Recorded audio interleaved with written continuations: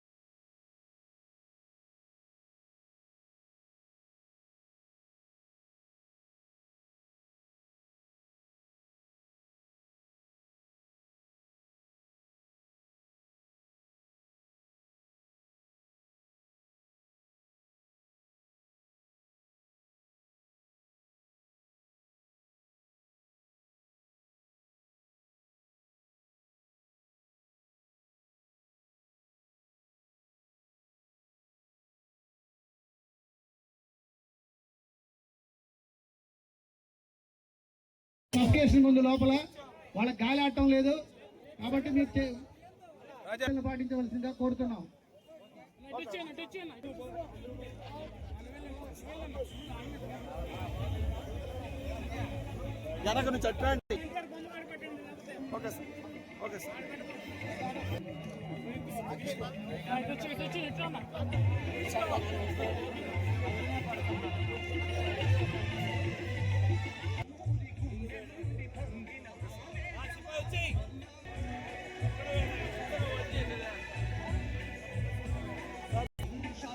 కిలోమీటర్లు చైతన్య రథంలో తిరుగుతూ ప్రజల ముంగిటికి వచ్చి ప్రజల్ని చైతన్యపరిచి ఆంధ్రప్రదేశ్లో ఉన్నటువంటి ఇబ్బందుల్ని తెలియజేసి, పేదవాడు నలిగేటువంటి బాధల్ని ప్రజలకి తెలియజేసి, తెలుగువాడి యొక్క ఖ్యాతిని తెలపాలనేటువంటి ఉద్దేశంతో మనందరి ఇళ్ల చుట్టూ తిరిగి ఆంధ్రప్రదేశ్లో 9 నెలల కాలంలోనే గిన్నీస్ బుక్ రికార్డుకి బద్దలు కొడుతూ ఆంధ్రప్రదేశ్లో అత్యున్నతమైన మెజార్టీతో గెలిచి ముఖ్యమంత్రి అయినటువంటి వ్యక్తి అంటూ ఉన్నారంటే అది ఒక ఎన్టీ రామారావు గారి.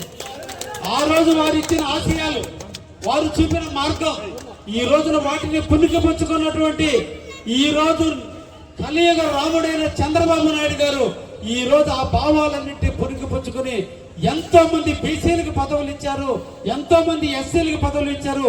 బాలయోగి లాంటి వ్యక్తికి స్పీకర్ చేయగలిగిన ఏ వ్యక్తినైనా పెంచగలిగినది ఒక్క తెలుగుదేశం పార్టీలోనే జరిగింది. అందుకు ఉదాహరణ కూడా నేనే.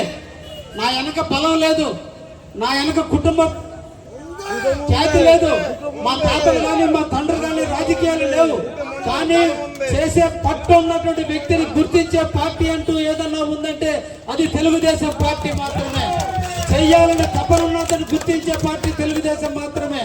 అందుకనే చంద్రబాబు నాయుడు నన్ను గుర్తించాడు. ఈ రోజు కావలికి సేవ చేసే భాగ్యాన్ని ఇచ్చాడు. మీ అందరికి అండగా ఉండే అవకాశాన్ని కల్పించారు. మీరు మేము కలిసి ఈ ప్రాంతాన్ని అభివృద్ధి చేసుకోవడానికి అవకాశం అంటూ దక్కిందంటే అది ఒక్క తెలుగుదేశం పార్టీ వల్ల జరుగుతుందని కూడా తెలియజేస్తున్నా.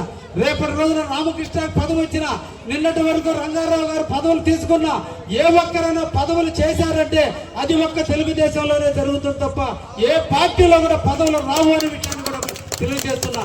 ఎందుకంటే గుప్తాధిపత్యుల రాజ్యం, భూస్వాముల యొక్క రాజ్యం, పెత్తందారి వ్యవస్థ రాజ్యం, వాళ్ళకే పరిమితమైన పరవతులు ఉన్నటువంటి రోజుల్లో ఎన్టీఆర్ గుర్తించాడు కాబట్టి పేదవాడు పట్టెడు అన్నం తినాలి, పేదవాడు సుఖంగా నివసించాలి, పేదవాడు స్వేచ్ఛగా జీవించాలి అనేటువంటి ఆలోచనతో మొట్టమొదట మన ఆంధ్రప్రదేశ్ లో కాలనీలు కట్టించే అవకాశం కల్పించిన వ్యక్తి కూడా ఈ రోజు ఆంధ్రప్రదేశ్ లో చాలా మంది మిద్దులలో ఉంటున్నారు అంటే దానికి కారకుడు పితామహుడు ఎన్టీఆర్ అనే విషయాన్ని కూడా తెలియజేయాలి.